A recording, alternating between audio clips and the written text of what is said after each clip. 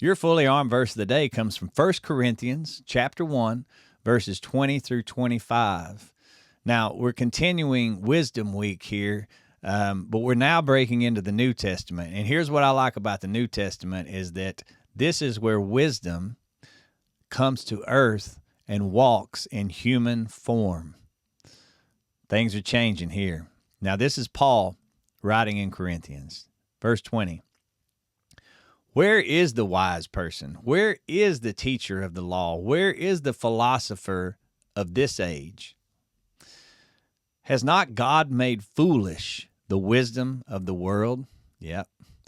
For since in the wisdom of God, the world through its wisdom did not know him, God was pleased through the foolishness of what was preached to save those who believe.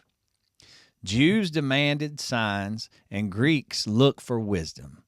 But we, Paul and the church, preach Christ crucified, a stumbling block to the Jews and foolishness to the Gentiles.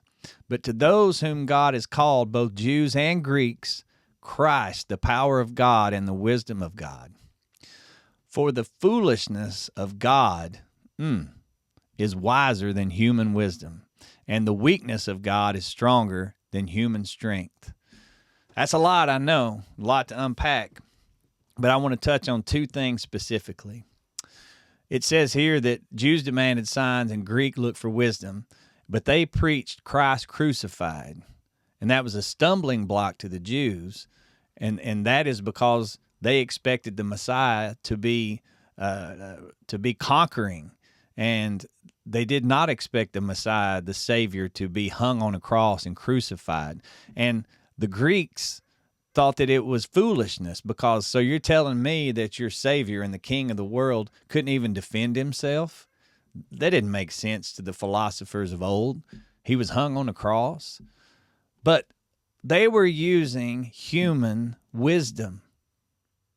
And it says here in the last verse, the foolishness of God is wiser than human wisdom, and the weakness of God is stronger than human strength. I turn to that all the time. Now that's wisdom. God is wisdom. End of story. Well, not quite. We got one more day to go in Wisdom Week, but send this to somebody who needs to hear it. Share it with your friends and put on your armor. God bless you.